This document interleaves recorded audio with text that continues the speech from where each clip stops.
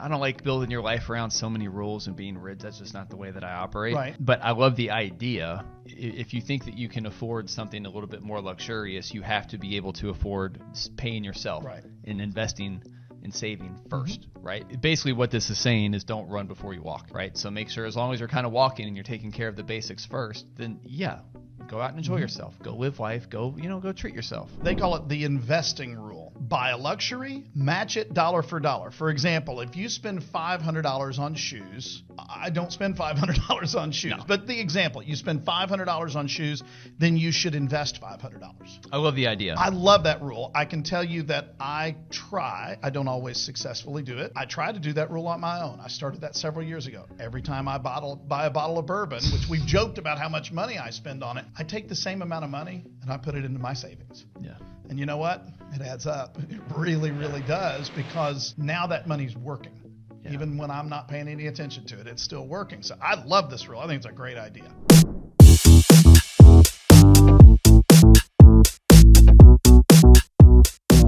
Hello, welcome back to another edition of the Retirement Planning Happy Hour. I'm Eric Douglas. This is Chris Vaughn. We are with Family Wealth Planning Partners out of Louisville, Kentucky. Thank you very much for joining us for today's episode here. So, interesting episode today. This was, I think it will be, just like it always is, spurred from conversations with clients and prospects and folks in the community and anybody else that we might interact with, right? And so this topic came from, some conversations that you had, right? But ultimately, we've all had these conversations, with, Many especially with younger clients, and I think that's going to be more the focus, is more or less kind of money advice or things you should know if you are a younger investor, kind of starting off in your journey. Yeah. And part of this is stemmed by the fact that, you were talking to a younger client that was listening to, let's say, conventional wisdom. There you go. That's a good way to phrase it. Some conventional wisdom that they've heard their friends say, they've heard their friends talk about, they see in the media, and we've talked about conventional wisdom ad nauseum on the show, and I hate conventional wisdom because it's very, very conventional and it's never very specific, right? But we just wanted to maybe not necessarily debunk, but go over some of the conventional wisdom ideas around money making and investing that are specifically tailored to younger investors, and maybe give our 2 pennies on them and see how much we might agree or disagree with some of those takes, and see maybe how conventional that wisdom really is. Right, that's right. Or whether it's any good, I should say. So with that being said, that's going to be the topic for today. I will let you introduce the 2 bottles of bourbon that we have sitting on the table today. So I've got a little bit of a theme here for those of you who cannot see this. If you're just listening on podcast, there are 2 different bottles of Old Forester on the table. Now, full disclosure, I am a huge fan of Old Forester. One of our favorites across the board. I can't think of a single Old Forester I've ever had that I went, wow, I don't like that. I mean, I love them all, but these are unique, and I think it's very topical to our conversation. So the 2 that we have, we're only drinking one. The second one we're going to hold for our next episode, and there's a point to that. These are effectively the same thing. So these are both barrel picks, and the barrel pick here is our theme. The whole point of the barrel pick is that somebody picked this barrel to use, which means somebody thought this was good or a good idea, kind of the theme that we're going to get into today. So what it is, we have what is affectionately known as a black label and a blue label. These were both picked by local companies. So the blue label is picked by Kroger Wine and Spirits. And for those of you that don't know, the Kroger Wine and Spirits barrel picks are almost always really good barrel picks. Pretty popular. Okay? Yeah. Now, this is not a crisp pick. That's a unique part of the Kroger thing in this area. But the black label is done by Cox's and Evergreen Spirits here in town. Also, they do lots of picks. They're great. I've never had one I disliked. What's interesting about these 2 is when you do this particular barrel pick, the blue label is very high proof. The one that we're going to do that's sitting here next week is 128.6 proof or something like that. It's screaming. And all the blue labels are like that. But the black label is 100 proof exactly. But when it was picked, it was the same thing as the blue label. They were identical. They proofed this down to 100 proof to make the black label after it's been picked. So if you pick this, you picked it as a barrel strength, and you don't really know what it's going to taste like until they proof it down. That being said, I've had blue labels that I went, it was okay. They can come in hot. Right? Yeah. Sometimes they come in too hot and you lose a little bit. The black label, never had one that I did not absolutely love. They're always fantastic. They're always flavorful. They're just, I love these. So we're drinking the black label today. We'll do the blue label on the next episode, but that's what we wanted to talk about, that somebody thought these were a good idea. And you know where I got this idea from. Eric and I were both at a bourbon event this past week. And somebody brought in from another distillery, not Old Forester, they brought in a barrel pick. We will not name the distillery, but we it's will fairly not name common. it, nor will I use the exact words that were used to describe it. They were not foul language, but they were definitely, let's say off color, right? I did not taste it. I think one person in the room tasted it. Everybody smelled it, and we all went, wow, somebody thought that was a good idea. Well, it was one of those groups too, one of those local groups where they come up with the fancy it had the super labels. Cool label on the back, all colorful. It looked great. Yeah. But it wasn't. And that's kind of our theme today, because some of these topics, these advice that we see out there, I'm looking at the list of stuff that I found just, going on social media and trying to get into the algorithm, so I got targeted. Now I can't get rid of them. Some of these are great. I wouldn't argue with him for a second, but some of them I can debunk these pretty easily, and that was kind of the point. So I have been going on for quite some time about the bourbon, so let's get back into our subject. And just to be clear, you've not tasted either one of these yet. I opened both of these bottles right before we started filming, so this is my first one. Yep. Well, happy Friday to us, right? Happy Friday. So these just came off of, like you said, you did some research, and so we just have a couple lists of conventional wisdom, conventional ideas, 5 financial rules you should know by 30. Figured we maybe go through some of these and then go through the second list, which is going to be a little bit different. But number 1 on the 5 financial rules you should know by 30, and I know. And I'm assuming it meant 30 years old, but yeah, that makes sense. But we're just going to probably start off by doing some serious debunking, right? Yeah, especially on number 1. Yeah, number 1 is the 4% rule. Something you should know by the age of 30 is the 4% rule, which in retirement you should be able to withdraw approximately 4% annually without running out without running out of money. Yeah. Now, this is based on historical projections. It's pretty much always been true. If you're taking 4% off the top, you're basically living off of the earnings of your $1 million portfolio. And we always use $1 million for whatever, because the math is pretty easy. Yeah. But if you have $1 million saved, basically you're living off $40,000 a year. Mm-hmm. Right? And I always ask anyone who's ever saved up $1 million. I know what you're going to say, and you stole my thunder. I love it. If you've gone to all the trouble to save up $1 million, why do you want to live off $40,000 a year? I'm not. Yeah. I mean, that's just not going to happen. Yeah. Okay, so first of all, that's the first debunk. In order for the 4% rule to work, you can't withdraw more than 4%. And on $1 million, that's $40,000 a year. $40,000 a year is below the poverty line. Now, granted, you're going to be throwing some other things, Social Security, things like that in there, but who wants to be a millionaire and live at that level? Not me. Even if you throw in Social Security on top of it, the average Social Security benefit is what, $2,500 a month? I was going to say a couple $3,000 a month. It's definitely not, well, the average is definitely not 3, but let's say the average is between 2 and 2.5. We'll throw that on top of 3.3K a month pre-tax money. Yeah, pre-tax now. That's important. Pre-tax money. So I mean, you're living off $5,500. Yeah. So that sounds horrible. And that's a millionaire doing it. So I'll give you an example. I actually spoke with a client for the second time this week. It's a new client that we're onboarding that they are already retired. In fact, they're right about 70 years old. They've been retired for 5-6 years now. They have been with another firm for, since before 9/11. That was what popped into my head. I'm going, 9/11, wow. Which was 25 years ago, right? Now I feel old. Yeah, I'm feeling a little bit old when I say that. But they've been there for a long time. They have been moved from one advisor to another, which is the way this particular firm works.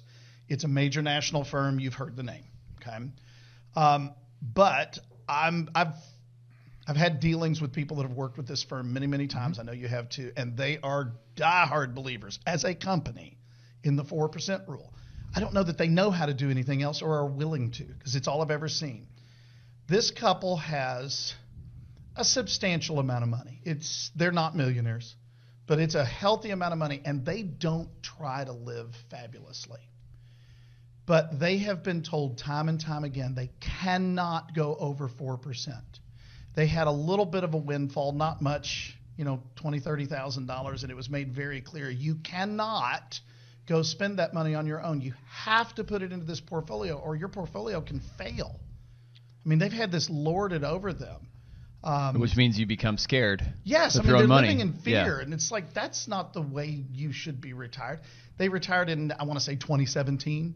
So they've been retired for 8-9 years now. So we're through the toughest part of retirement, they've really. They've been on one vacation, and that was to Gatlinburg. Oh, jeez. It's like, come on, and they've got nothing wrong with Gatlinburg, to be clear. No, I mean, I've been there many times, but that's the only one they've been on because they've been told they cannot afford it. What they've been told, in my opinion, is borderline criminal. Yeah. It's definitely unethical, but the problem here is the 4% rule. The advisor is so committed to this rule that they don't have any flexibility. Mm-hmm. And it's pretty easy to prove. You don't need to stick to the 4% rule, right? So, and there have been a number of, I don't want to say debunkings of this 4% rule, but I think the guy that even did the 4% rule based on historically newer rates of return, you can actually go up as high as 6-7%. Sure. Without really affecting too much of the odds of success going down, right? The probabilities of success, meaning you not running out of money during your lifetime. And once again, people don't spend percentages. People spend dollars. Right. This is what we talk about this with our clients all the time. Tell me the amount of money that you're spending each month, each year, mm-hmm. right? And throw in some vacations or whatnot. But you spend dollars, you're not spending percentages, and we're talking about real life. And I just got done with a client meeting where we're talking about doing a bathroom renovation, a trip out west that they've never done. Absolutely awesome. Super cool, right? And there was something that they were giving a little bit of money to their son, whatever. All cool, totally encouraging them. They're definitely going over 4% this year.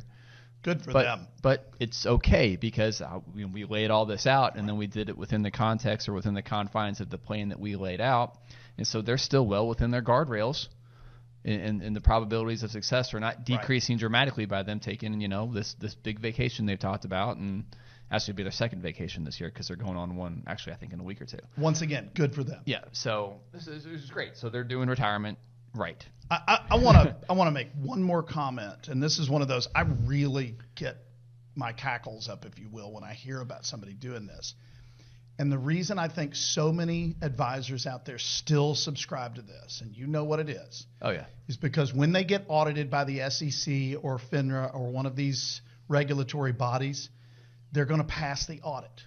And quite frankly, it's the chicken way out. You're more worried about your own bottom line and about passing an audit than you are doing what is in the client's best interest. And that really doesn't set well with me. That's one reason I hate this rule. It's also worth noting we just very easily got through our audit last year, and there was, no problems. Exactly. They had no problems with it. But I will say, in regards to the 4% rule, so I don't agree with it. We've made that very clear. What I do think is important, though, that people take away from it, especially when you're younger, is understanding how money works. Amen. Yes. So the 4% rule, you talk about, obviously living off of your investments. But it's important to understand that even in the context of this 4% rule, $1 million, you hate to say this, right, because it's still $1 million, right? But it's not necessarily going to be sometimes enough money to give you the lifestyle that you want or the lifestyle that you're used to. Depends on what you're looking for. Right? So a lot of it depends on your lifestyle and what you're looking to do. But this is obviously $1 million today is not going to be $1 million and it's not going to be worth the same as $1 million. Right. It doesn't have the buying power. So if we're talking to younger clients today, I mean, your goal should not be $1 million. Your goal should be probably substantially higher than that. To be very, very clear, just like someone retiring 30 years ago, maybe $1 million 30 years ago was substantially greater than what it is today. Being a millionaire 30 or 40 years ago was a much bigger deal. Oh, huge deal. Today huge because deal. Simple buying power. Yeah, but all that to say, understanding, okay, your investments can make you money, and you can live off of your investments, and how that works, and the mechanics of the way that you can invest your, in this case, $1 million portfolio to make at a minimum 4%. to be able to live off of that. Right. And now structure that in a way to make 5, 6, 7%, historically speaking, right? Obviously, there's no guarantees. We're definitely not guaranteeing anything, right? But all that to say, understanding the way that your investments make money is very, very important.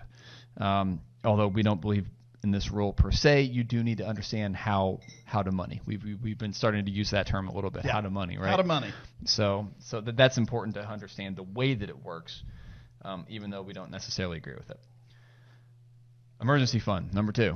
This is pretty self-explanatory. I don't think we need to go too terribly in the weeds on this. No. Okay. First of all, is an emergency fund a good idea? Yes. 100%. Without question. Now, the amount that you should have, if you talk to 100 advisors, you're going to get 100 different opinions, and they're not necessarily right or wrong. The one that this particular one was 3 to 6 months of expenses in a high-yield savings account. Okay, I'm not going to argue with that. I would lean towards 6. High-yield savings account, I have no problem with that. Yeah. It's the rest of this that I do want to clarify. The comment here is touch it only for real emergencies. Well, when you're dealing with somebody who's 40, 50, 60 years old, they know what a real emergency is because they've had some in their life, right? When you're dealing with a 25-year-old, that definition is a little different. A trip to Cabo is not an emergency. Correct. Oh, my goodness. I got invited to be in a wedding, and I got to go to the bachelor party, and it's in Cabo. Yeah. Or, whatever the case might be. That's not an emergency. The way that I would define an emergency for young people is if you don't spend the money to take care of whatever this emergency is, your life will be negatively impacted, period. Right? Now, I don't mean, well, I won't get that thing. I actually heard this argument made by the adult child of a client one time, but I really, really wanted to get that stereo because I entertain a lot. And that's like, really? That's an emergency to you? We need to talk, right? Yeah. So the key thing here is this is for true emergencies. The other caveat that I would put in here is this is targeted at people who should know these by age 30. When you get into retirement, your emergency fund functions differently because all of your savings effectively are an emergency fund. So I know you've had this conversation before too. You're 65, 70 years old. You've been retired for 5, 10 years. You have a nice portfolio saved up. You have a great income strategy that's been put together. Everything's great. And you still feel like you need to keep $30,000, $40,000, $50,000 in savings. You don't. That doesn't make sense, right? So this one does go away when you get to a certain point. Yep. All right. I love this next one. Housing rule. Your housing should cost less than 33% of your gross monthly income. Which, of course, would ideally leave room to save, invest, and maybe breathe a little bit, right? So what are your thoughts? There are so many people that are what my wife and I call house poor, right? And you know the phrase. You drive around town, you go into some of these newer neighborhoods, and I mean, there's some spectacular homes. Sure. And it's hard not to go, wow, I would love to have a house like that. And then I go into somebody's house that I know the person, and I ballpark know what they make because I know what they do for a living, and I'm going, they are up to their eyeballs in debt, or they wouldn't have this. I'll give you a story. Okay, go for it. Well, it's just from a client talking about her daughter and her son-in-law. Yep. And they're actually in the process of having to sell their house because they have been living well above their means. Yep.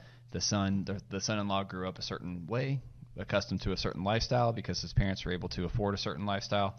And actually, to be clear, the gentleman, we talked about his job and what he's making.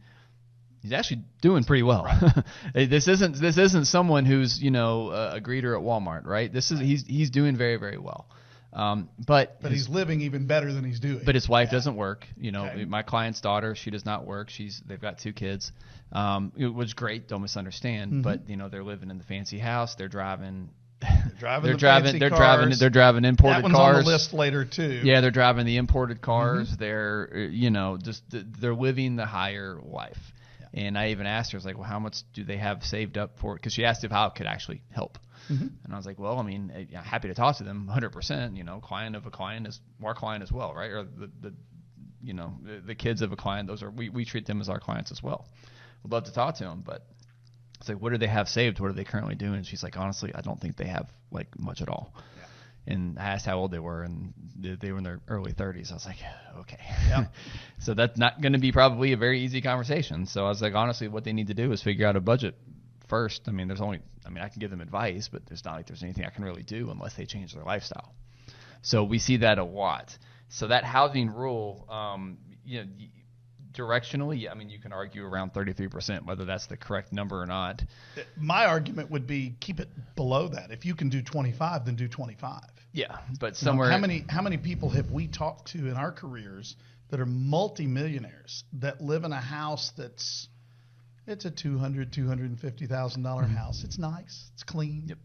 You're right. But they're not up to their eyeballs in mortgage, the house poor concept, and it has allowed them to build up substantial amounts of wealth. Now, I will add this, right? Inflation is real. Sure. Cost of living sucks right now. I totally get it. Yeah. So these hard and fast rules, especially for younger folks, I understand you have to live in the world as it exists today. So, if sometimes you're going to have to go over this 33% number, and I totally get it. I think what's important to understand is not being so used to going over that number that as your income starts to change as you progress in your career, that you are not unilaterally making changes to your lifestyle as well in accordance to your income finally going up. Yep. Okay. Understand. And you're not automatically selling that house and moving into a bigger one because you got a pay raise, and the rule is 33%, right? Yeah. Don't get locked into that. Yeah, and I didn't look ahead to see if there was anything on here about buying a house versus renting, but especially if you're younger and you're renting, keep in mind that's not necessarily the worst thing in the world. Don't be so focused. Don't be so driven, obsessed with trying to build equity in a home that you're moving ahead of schedule and trying to buy a home before you can really afford it, because the cost of the home is not just the mortgage and the interest and the taxes. All the upkeep to the yard, all the... We're actually going to have that one coming up. Okay, so we're going to get there. So I'm done talking. We'll come back to that one. So we'll leave that one as well. But directionally, yes, 33%. That should be a maximum. If you can keep about a third or less of your gross monthly income dedicated towards monthly housing expenses, I think is a pretty good rule. Number 4. I love this one, by the way. What this one is called, they call it the investing rule.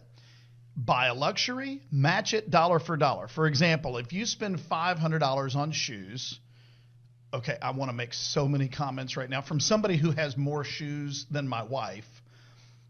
I don't spend $500 on shoes. No. But the example, you spend $500 on shoes, then you should invest $500.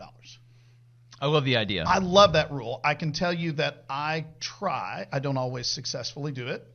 I try to do that rule on my own. I started that several years ago. Every time I buy a bottle of bourbon, which we've joked about how much money I spend on it, I take the same amount of money and I put it into my savings. Yeah. And you know what? It adds up. It really, really does, because now that money's working. Yeah. Even when I'm not paying any attention to it, it's still working. So I love this rule. I think it's a great idea. Yeah, I mean, I like the idea. I don't love the rule per se, because I don't like building your life around so many rules and being rigid. That's just not the way that I operate. Right. But I love the idea of, okay, if you are going to be, if you think that you can afford something a little bit more luxurious, you have to be able to afford paying yourself and investing and saving first, right? Yeah. So basically what this is saying is don't run before you walk. Right. So make sure, as long as you're kind of walking and you're taking care of the basics first, then go out and enjoy yourself. Go live life. Go treat yourself. I'll play a little devil's advocate of that. Yeah. Now, I am, and this is one of the places where we're very different, I am a rule follower. It's just kind of the way that my brain works. Yeah, very much not. So, So if you give me a rule and there's a reason for that rule, it gets locked into me. I don't know. Maybe that's military experience. I don't know. Yeah, well, that's probably a pretty good guess. I like this one in that, here's the way I look at it. Okay, so I've got, let's just say for argument's sake, there's a $100 bottle of bourbon that I see that I want to buy. If I'm not willing to sacrifice $200, half of it's going into my future self, but it's still being taken away from the immediate, I'm not willing to spend the money on that. Well, it keeps me from buying stuff I shouldn't. Yeah. Right? So it's a rule that kind of helps me out with the part of myself that I'm not very proud of, and when I spend too much money. Now, I'm not saying, okay, I'm going to spend $5,000 on a vacation. Therefore, I have to have $10,000 available. That's not what I'm talking about. We're talking about little luxury items that you might buy more on a whim. Mm-hmm. That's what we're talking about here. I think it's a good rule of thumb. I don't think you have to stick to it exactly, but you know what? It's a pretty good habit to get into, especially for younger people. It is a good habit, and if you're someone who needs the structure and you need the rule, then I think this is something like this can be very, very helpful. Like I said, it wouldn't work for me because my brain doesn't operate not the way that. Your mind works, and that's okay. I'm also not going out buying a bunch of luxury stuff either.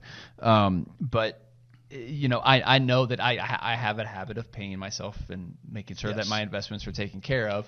So I kind of know once the basis is covered, then I'm kind of okay on everything else, right? But whatever works for you. But the idea, yes, I like the idea of the rule. I don't love the rule itself, but that's just being kind of an anti-conformist, I guess. But I believe the phrase is curmudgeon.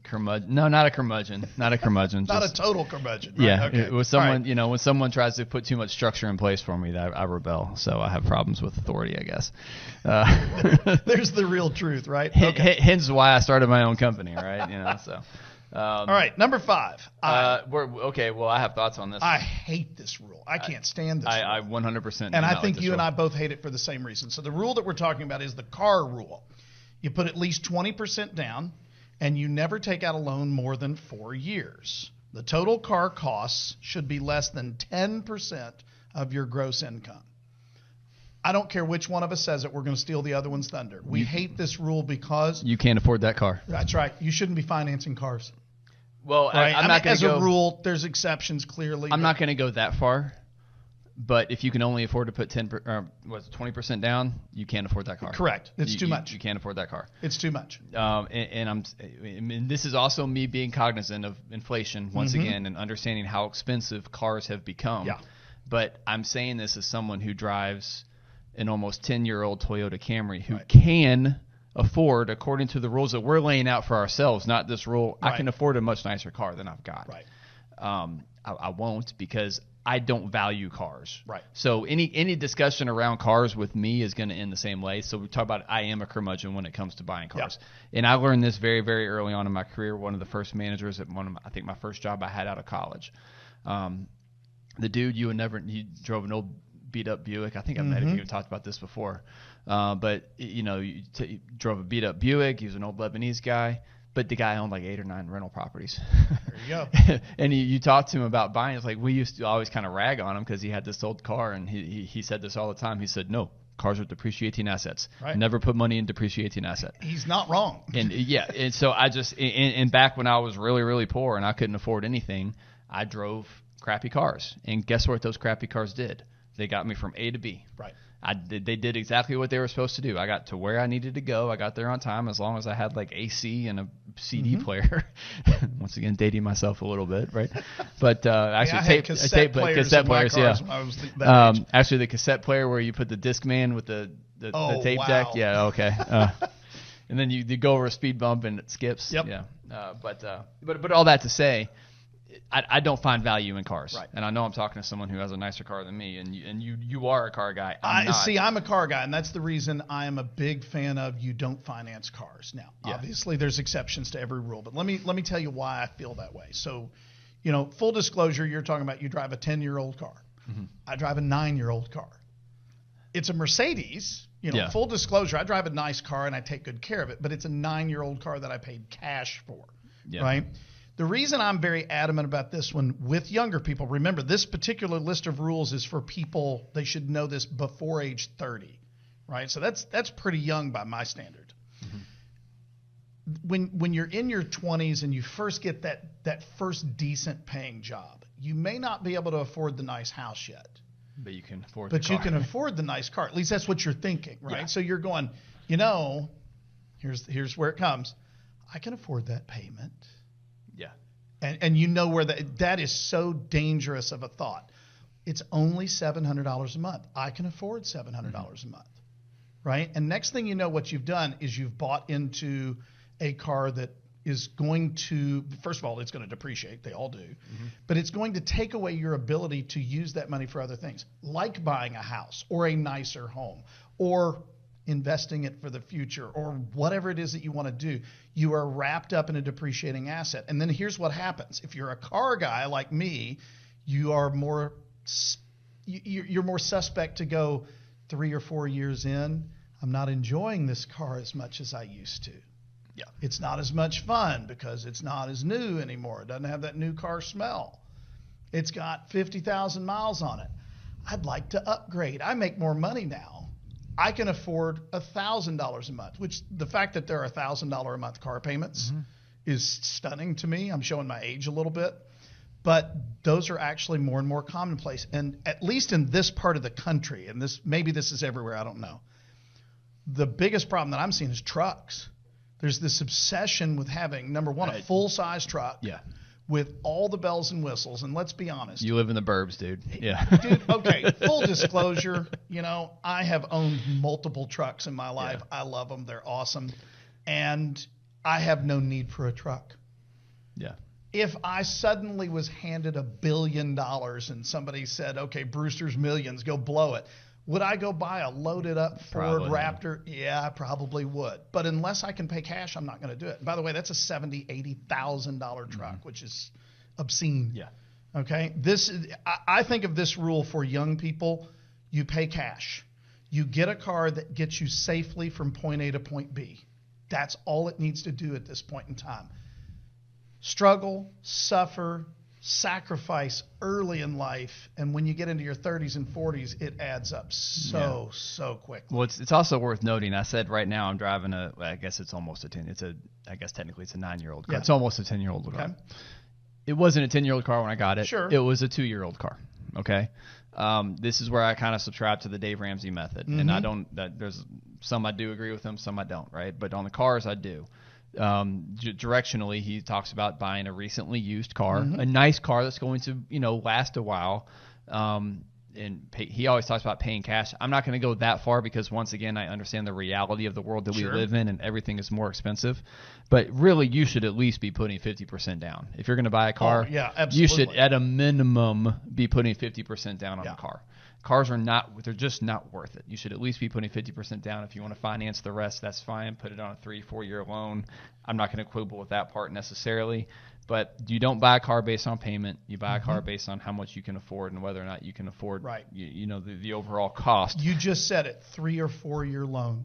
And they are offering 84-month loans now on new cars. Yeah, it's ridiculous. Don't ever do that. Because you'll never recoup the value of it. No, and you'll be stuck in that for a decade. But if you buy that 2-3 year old car and you drive that thing for 10 years, that's probably about a pretty good timeline. That's a pretty good rule of thumb as far as cars are concerned. Because if you try to do this every couple of years, well, yeah, I didn't buy a brand new car, I bought a recently used car. Well, if you do that every 3-4 years, you're kind of defeating the point, right?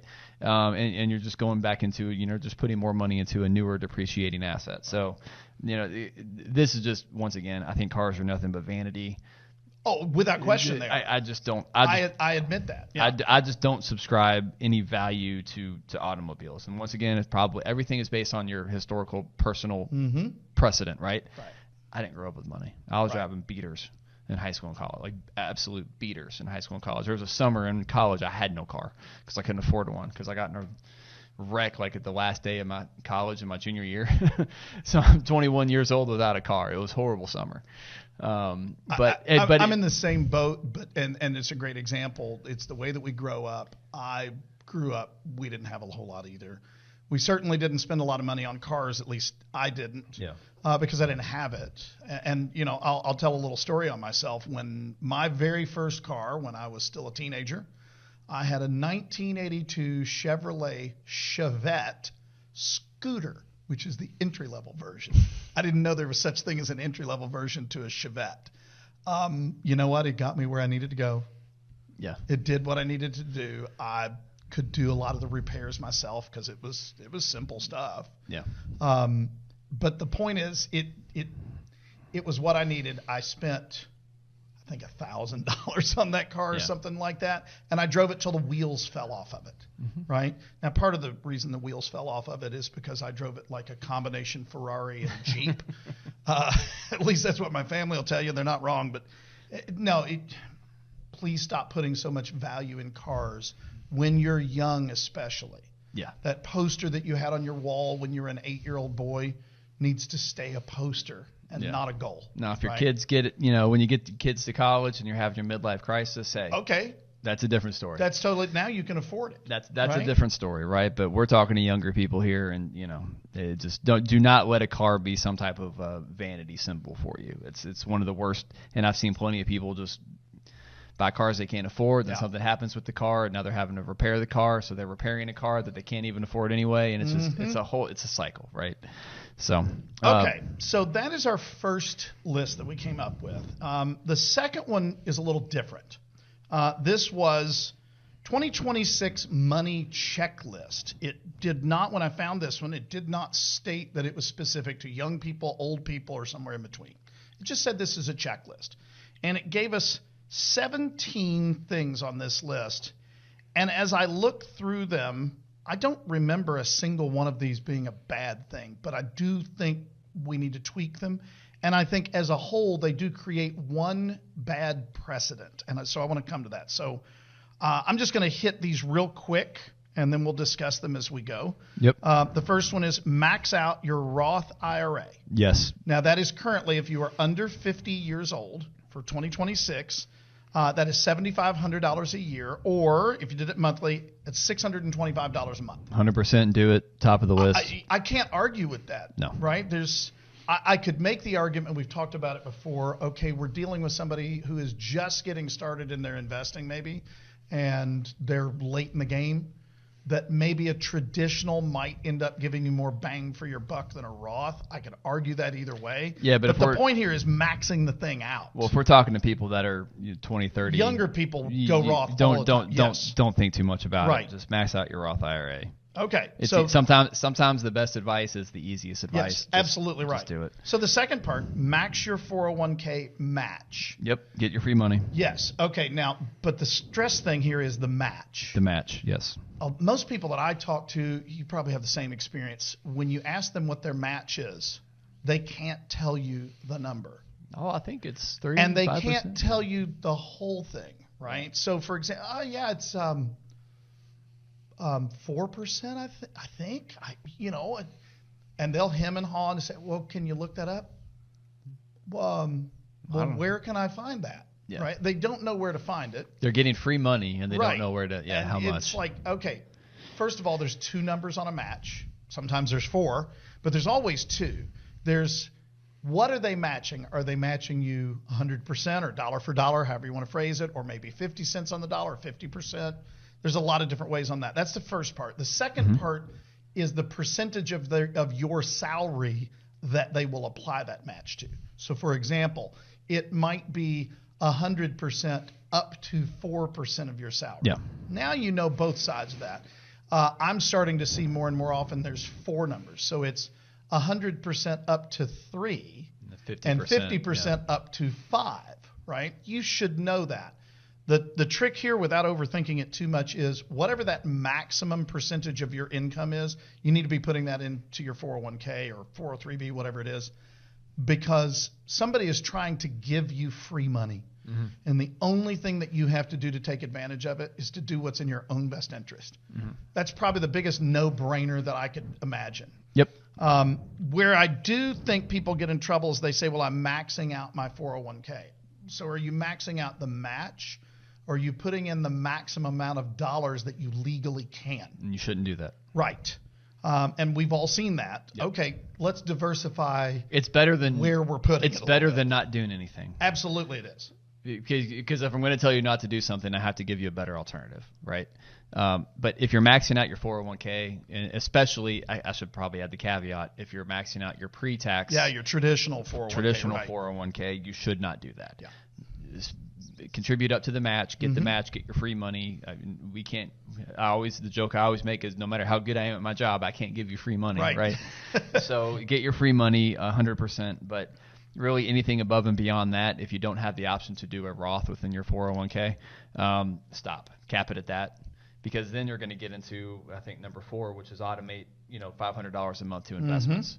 because now you can start putting into like a taxable brokerage account, right, which is going to be treated as long-term capital gains tax treatment as opposed to ordinary tax treatment, which is what you would have to pay on distributions from your traditional 401k.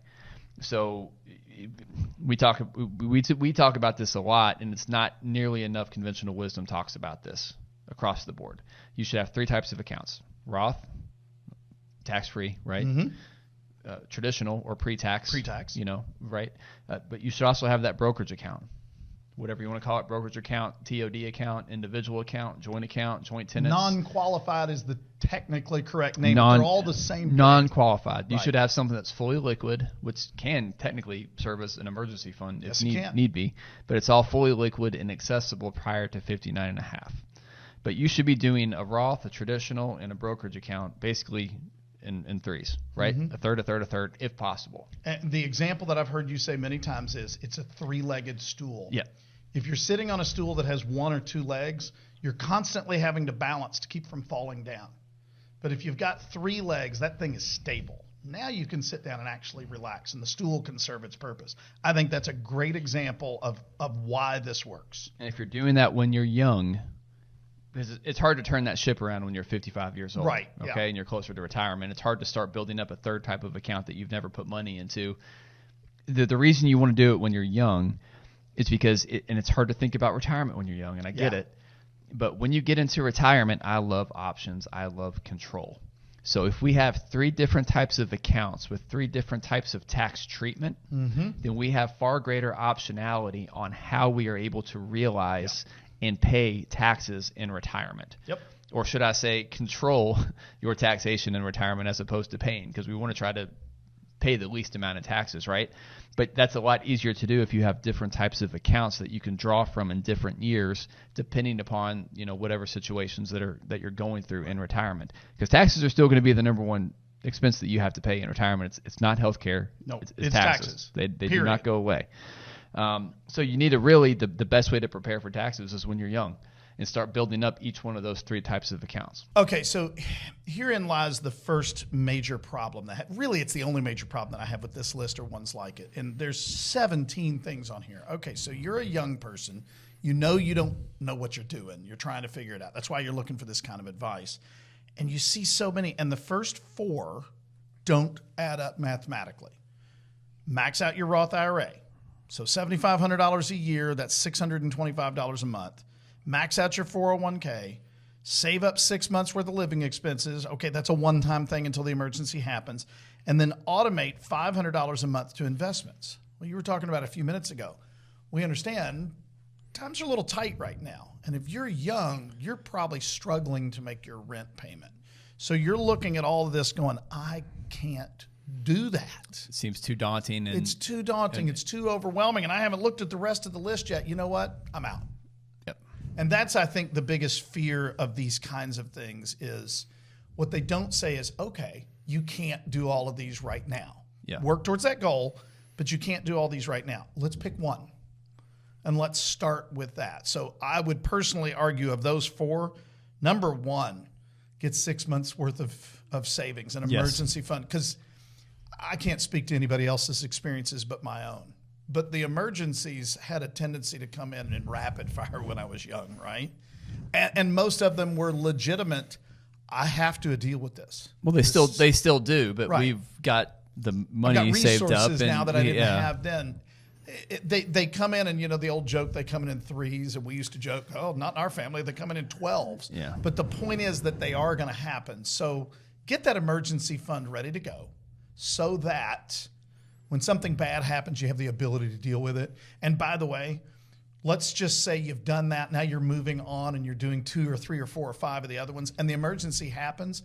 Stop doing the other ones and build the emergency fund back up. Yep. That's going to pay off in dividends. And then I personally, the $500 a month to investments, and we're talking about, the phrase that we used was non-qualified, right? It's not necessarily the retirement investments. And there's probably a lot of people out there that I respect that would go, Chris, that's a horrible idea. And here's why I say that. Save the money into a non-retirement account that can be used for other things. When you don't use it for other things, you can transfer that money into the Roth IRA at the end of the year, right? The point is it gives you more flexibility than you do the other things. And I'm only talking about if you can't max out the other ones. That's a great point. That's what I'm talking about there. And that's specifically for young people. Guys, you're in your 30s, you're married, you got the 2.5 kids and the 1.5 dogs and all that stuff. You have got to get your retirement savings going right now. Because if you don't, you're going to pay for that later on down the road. Okay. Let's kind of rapid fire through some of the rest of these. I love this one. Track your spending for 30 days. Oh, I don't love it for 30 days. It should be 6 months. Okay. All right. No argument. Just because 30 days, things pop up, life happens, right? So if you look at it over like a 6 month period, at least you're going to remove some of the randomness. Right. And you're going to get more of a true gauge on how much money you're actually spending. But I will say the idea though, is that you need to know how much money you're spending. Have a budget. I'm still amazed to this day. Retirees, people that are on fit, they still don't know how much money they spend. No, they don't. And then you ask them, well, what does your budget look like? Well, they immediately go to, well, Netflix costs this, LG&E is this is my cable bill. And it's like, no. Like, how much are you spending at restaurants? How much are you spending at Kroger, right? There's the variables. Yeah, exactly, the variable. And most people have no clue. But so you understand how much you are spending. Number 6, negotiate your bills. All right. I don't know I'm why. Hit this one a little bit. You can't negotiate your water bill. Yeah. You can, quit watering your lawn as much. Okay. That's not what we're talking about here. Yeah. What I see is with younger people is, I'm going to combine this with the next one, the cancel unused subscriptions. Younger people nowadays see subscriptions as a utility. You and I had the discussion. If the world comes crashing down, you're not going to turn your Netflix subscription off because that is your entertainment. Okay, then let's call that a utility. But I think the problem that too many of us have is we get these subscriptions. The whole subscription model is the coolest thing and it's the worst thing that's ever happened to us, right? And I'm as guilty of it as anybody. You've got so many subscriptions that next thing you realize, you're spending $300-400 a month on stuff that you could easily peel back to $100 or $150. Well, what can you do with that savings, right? That's where I think you need to actually look at your bills. The other one would be cell phone bills. I am overwhelmed by the number of people I talk to that they pay the cell phone bill for somebody who does not live in their house. Yeah. Well, our kids are still on our cell phone plan. Okay, I'm assuming you're doing that to save money. How old are your kids? Oh, they're in their 40s. Okay, do you pay the bill or do they? Oh, well, we pay it. Well, I'm in my 40s and I need to call my parents right now. Exactly. It's like, or I've seen this one. Well, I pay my girlfriend's cell phone bill. Really? Yeah. I mean, really? Yeah. Okay. If they're not in your household, stop paying for other things. I'll quit beating on that one. Review your credit report. Yes. You don't need to do this every day. I mean, do it once. Do it once a year. A couple of times a year at the most. All you need to know is your credit score. As long as your credit score is good, I mean, it's. If you see a trend, the thing that I would say here is if you see a trend that is negative, right? Yeah. Okay. What you're looking for is basically theft or fraud. Is somebody else using your credit? That's really the main thing that you need to monitor for. Not that hard to do. A lot of credit card companies monitor it for you now at no additional fee. There's a lot of free options you can do out there. Please don't be pounded on that one all the time. Pay off your credit cards. Duh. You know what? You stole it from me. I wanted to say, well, duh. And I've had this one all the time. I have had, new clients come in and they'll justify using their credit cards to me. It's like, first of all, you don't need to justify yourself to me. My job is to help you, not to judge you, right? But they'll say, well, we've got 4 or 5 credit cards, but we pay them all off every month. Okay. That's not rotating credit. I don't have a problem with that. If I could critique that, it would be, why do you have 4 or 5? Just use one and then max out whatever points or rewards you've got. But you're not running rotating balances. I've got 4. I've got 4 or 5. I was going to say, I've got 2, right? But by the way, they feed into the same rewards program. Yeah. So Well, some are business and, right. I've got the personal one, which, both my wife and I have. It goes into the same account. And then I've got my business one. So, but yeah, okay. I just felt attacked. You said, no, but you know how to use them to your advantage. I don't pay a dime of interest on any of them. That's the issue. Yes. Don't pay the interest on them. Pay them off, and then you don't have to do that. Don't pay any interest, and I get the points. Open a 529. I don't have a problem with that. That's great. It's interesting. It says $150 a month for your kids. Well, okay. Where did the 150 come from? That's a random number. That's a placeholder number for this list. Yeah. That means absolutely nothing. Here's we probably need to do a whole episode on 529s. Yeah, we should. It's just not applicable for most of our client base, which is probably why we haven't done one before. Right. But for younger clients, I get younger clients ask about them a lot. This is kind of my one sentence summation of 529s. Pay your retirement first before you pay for your kids' college. Right. Do not sacrifice your own retirement just to pay for your kids' college. Your kids can fund their own college when they're in their 20s. When they're 18, 20 years old, they can take out a loan for their college if it's that important to them. There's all kinds of alternatives. People get bent out of shape when they say, "Oh, well, we're not supposed to take out student loans." Well, you know what? You can't take out a loan for your retirement. Right. That's the thing. That's exactly so you cannot sacrifice your own retirement in order to fund your kids' college. And we all love our kids, and we all want our kids to do well. And I get it, right? But that's kind of my whole opinion on 529s. Do not sacrifice yourself for the purpose of paying for your kids' college. Your kids can find all kinds of fun, creative ways to pay for college. I found lots of fun, creative ways to pay for mine. I did too. Okay. I was working, 4 or 5 jobs during the summer, when I was in college to basically throw all my money at, Bellarmine. Okay. Because I, didn't have anything and I had to pay for it all. Right. So after scholarships and whatnot. Right. But, diversify your income.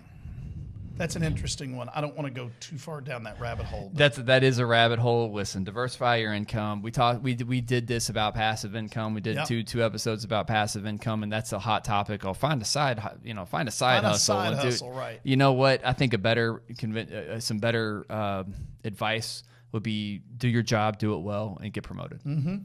And don't live beyond your means. You're kind of you're far more likely to make more money at your primary job than you are to do some major side hustle, because if your side hustle is making that much money, it's not going to be a side hustle. And so there's too much on TikTok and social media about finding all these passive forms of income out there, and most of them are really not going to be much. Just focus on yourself, focus on your job. You'll be amazed how far you can advance in your career if you do the basic things to take care of your job and take care of your bosses and take care of yourself, and you'll be amazed how fast and you can stand out if really you're just doing your job really, really well, showing up on time and making your boss's lives a lot easier. There it is. Okay. So, learn one new skill. This is another one we could go down a rabbit hole. I don't see that as a financial necessity. I see that as you will probably be a happier human being if you have other things that you can do. It just rounds you out as a person. Right? I could argue that, well, if you've got another skill and another job comes along, you can take it. But I'll go with what you just said. You're more likely to do better where you already are just by getting promotions and raises through getting better at what you already do. I can unclog my toilet. Doesn't make me a plumber. Exactly. Thank you. Right? So, probably the one thing I would say in regards to this is if you are a homeowner or a new homeowner, it is expensive to hire contractors and people to come out. So it's having some base level skills around how to do basic repairs. Basic home repairs, right? And you can find all that stuff on YouTube and you can teach yourself. I would probably start there. But as far as learning one new skill, I don't think that's going to have much of an effect on, I don't know why this is on a money list. I don't think that's going to affect you financially. That's not because it's not so great. It's going to be pleasing to you, and that's about it. All right. I like this next one, but I have some comments. Refinance loans that are greater than 7% interest. Okay, so what kind of loans are you going to have? I was going to be greater than 7%. Let's just start with that. I was going to go there because I personally have loans that are greater than 7%. But you know what kind of loans they are? Small business loans. Right. SBA. You're not going to get that one under 7%. I can't refinance that for less than 7%. It is what it is. So that's, I think obviously they're probably talking about cars and mortgages. Okay, so first of all, mortgages, yes, absolutely. Cars, why are you taking out a loan that's greater than 7%? That goes back to what you were talking about a while ago. You're not putting enough money down. Yeah. Right. And that's why they're charging you that high interest. You're a risk, and they're making a pretty substantial loan to you. Personal loans, I hate those things, but they do target younger people. Hey, we'll give you $25,000, and all you need is to sign your name. And you're going, cool, that sounds awesome. Yeah, it's not awesome, right? The other ones would be 6 months or 12 months, same as cash, those kind of deals. If you don't know how those work, you're buying something usually, like, they might offer you, you're going to do work on the house or something like that, and we'll do the work for you and we'll give you 12 months, same as cash. Well, that sounds great, but what people don't realize is if you don't pay off the entire debt prior to the end of that, whatever that term is, then the interest rate applies to the entire balance from day one, and they are almost always greater than 7%. In fact, they're frequently 15 or more percent. It's like putting everything on a credit card, right? So horrible ideas. Just don't do it in the first place. Mm-hmm. You don't have that issue. Term life insurance. I totally agree. Everybody that's younger needs term life insurance. Where I have a little bit of a qualm with this is it says 3 times salary. Yeah, I don't agree. So here's the argument. 3 times salary is you don't know what to do, so pick a number, right? I've also heard the $1 million number thrown out. When in doubt, get $1 million worth. Okay. My argument is the younger you are, the longer you have to earn money. And if you die, that is taken away. So you have a higher, what we call human equity when you're in your 20s, and you're a fairly low income earner at that point in time. You have a lot more human equity than the 60-year-old who's making bank, right? Because that 60-year-old is only going to do that for a few more years, whereas you got decades to go. So the younger you are, the more life insurance you need. And that's where the 3 times salary, I have a problem with that. If I was going to spend an inordinate amount of time on it, I could go through and say, okay, if your husband died, what would you want to pay off? And you could go through and figure it that way. That's not necessary. But it's basically, what is the dollar amount that needs to be handed to you if your spouse died to basically keep you on track with everything else? And 3 times salary may or may not be the correct answer. You know what? Here's a simple solution to that one. Talk to a financial planner about what you need instead of going to an online service and just winging it. Yeah. Right? This is part of financial planning, not just something you go out and do. What I will add is if you are stable and you have a stable income and you do have some money to be able, if you're having discussions and you get this far down into the list where we're talking about getting term life policies, which you should, I think they're, especially if you're young, especially if you're married and have kids that are young. The younger you are, the cheaper it is. Yep. So get it now. As much as you can afford when you're young, whether that's 3, 5, 10x your salary, but you'd be amazed if what a $1 million term life policy can cost, even if you're only making $50,000-$60,000 a year. They're cheap. They're really, really cheap when you're 24, 25 years old.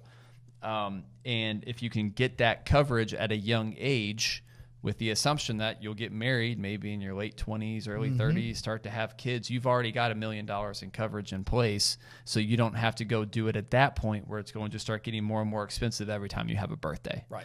So, I don't like the rules. Like I said, the 3x salary, you need to have 3x. Dave Ramsey says 10x salary. That way if you pass away, there's 10 years worth of income to replace your income.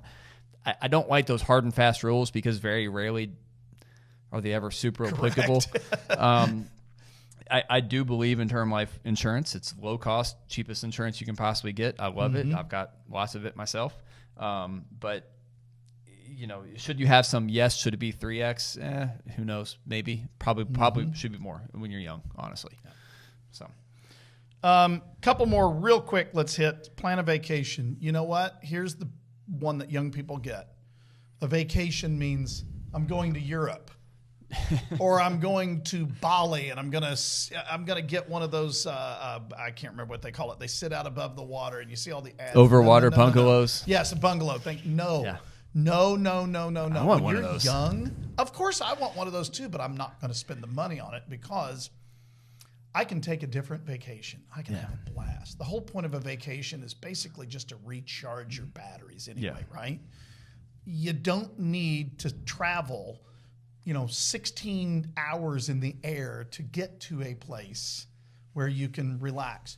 You can go to Florida, right? Or we were joking a while ago, you could go to Gatlinburg. You do need to take time off. You do need to allow your mind to relax. Those of you that are workaholics, don't take your laptop with you and be checking your email while you're sitting on the beach every day. That's not replenishing the batteries. Take a vacation, but let's not be stupid with how much money we spend on them. We're taking our kids on a cruise for the first time for spring break this year in a couple months. And we had to book our flights to Miami because that's where the cruise is taken out of. And I booked the flights, and the whole time I'm booking the flights, I'm just over there cussing next to my wife. And I'm like, do we really need to be taking the kids? Do you know how much it costs for 4 of us to fly these days to Miami? But, it is what it is. It's fine, But you're going to have a blast. But you need to go do that. Oh, we'll have a blast, and I'm honestly saying that facetiously because it's okay, and I've budgeted it, and it's fine. I knew what the costs were going to be. Right. It's just when you actually go to pay it, it just I'm going to gripe about it. I think the problem is you're in your mid-40s. And you've never been on a cruise. You haven't lived more lavishly than what you can afford. I think the problem here is... And it's a cool experience for my kids. Yeah. It's going to be great. I think the problem here is people in their 20s and early 30s just have this, I have to go do the biggest, baddest, keep up with the Joneses vacation. Stop that. That's what just Instagram... Take some time off is what you need. Take some time off Instagram is probably what you need to do. There you go. Stop looking at what everybody else is doing on Instagram and Facebook and everything. Yeah, and the last one on here, monthly financial check-ins... whether it's monthly, I mean, you should kind of know roughly where you're at on any given time without having to, pull up a spreadsheet. You don't need to do like a 3-hour deep dive once a month. That's not what we're talking about. Should you, generally speaking, be able to pull up on an app and, take 2 minutes to pull up your bank accounts and your investments and kind of see where you're at. Right. I know there's Rocket Money and Every Dollar, and there's a number of other apps out there. There's all kinds of different apps out there now that make it really, really easy to kind of see your overall net worth and kind of put together a balance sheet. Yes, you should be keeping track of that stuff. Do you need to sit down, and put on the readers and run through the spreadsheets, every month? No, not necessarily. The one thing I would add to that, if you are married and you in your particular household, one of you pays all the bills and knows where everything is, and the other one is what we call the disinterested spouse. Yeah. And I'm not picking on women. We've got a lot of clients where it's the husband that's the disinterested spouse. Actually, most of our it's interesting because we're in this business, so I'm the one that does all that, and my wife, and I have to call my wife in every now and then and say, "Listen, this is okay. Yeah. This is what we have. This is where it's at." That's exactly what I'm talking about because I have dealt with quite a few widow situations where the one who is the bill payer and knows where everything is passes away, but they didn't write it down. Yeah. And the now surviving spouse doesn't know where everything is, and it's such an unbelievable stressor. I'm not saying you need to go do it. I'm just saying know where it is, right? Know what things need to be done. If you're the one who's taking care of everything, write it down, right? I don't mean to be morbid. Write it down. It's no different than having a will or a trust and powers of attorney. You're just preparing things in case. That's the check-in that I would do once a year or so. And, I'll probably even add a little cherry on top and say maybe you need to be talking to someone like us who kind of does that for a living and can help you walk through that process. So with that, a nice little way of turning that in there. I like that. There you go. Well, selfishly, yes, absolutely. So with that being said, some of these we highly agree with. Some of them we absolutely don't, right? All that to say, conventional wisdom, these are all pieces of conventional wisdom for clients that are, you're not clients, but for younger investors, especially those that are kind of in their 20s and 30s. And we just debunked probably half of that. Yeah. Right? So conventional wisdom is not always very, very conventional. Always keep that in mind. With that being said, you got to know yourself, but you also have to know the numbers. You have to pay attention. Just because it's on the internet doesn't mean it's true. Don't always take that advice. Use your head. Yep. Right? Just think your way through it. There's just too many things that are out there that are just, they might be correct for somebody else, but they might not be correct for you. So don't just automatically do that stuff. So, all right. Pretty good place to wrap up. Let's wrap up and talk a little bit of Old Forester. It was good. I see two very empty glasses. Yep. That should tell you right there. Here's my attitude towards Old Forester. And remember, we're drinking the black label. This is the same exact thing as the blue label. It was a barrel pick. This was the Evergreen Liquors. This is Evergreen Liquors, which is a big one here in the local area. It's the exact same thing as the blue label, except after they make the pick, they proof it down to exactly 100 proof. Old Forester is not fancy. This is just old school bourbon. It tastes like bourbon. I'm not picking up all these wonderful little flavors. That's one of the things I love about Old Forester. It's good. It tastes like bourbon. It's solid. It's good every time. We even had the joke, I think we've discussed this on here. If you were going to eliminate every distillery there is and you only get one, I would have trouble picking against Old Forester. And it's not the fanciest one. It's a finalist. It's just everything they make is good. And it's not fancy. You know what I taste in this one?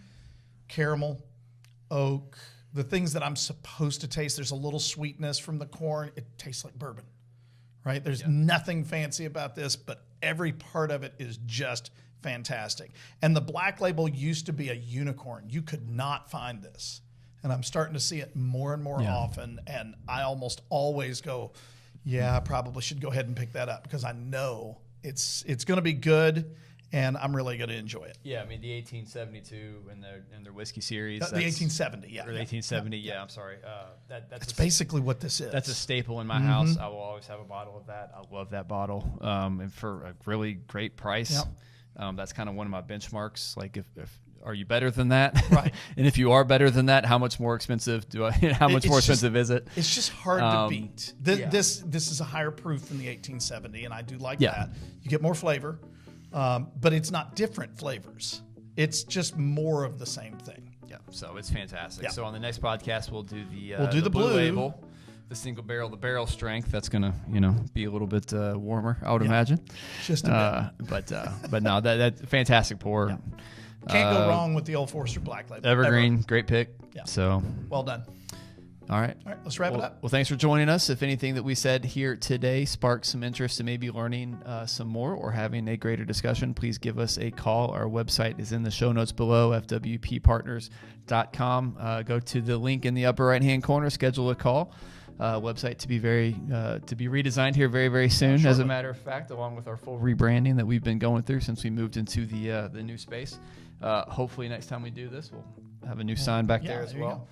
So that'll be nice. But thanks for watching. Until next time.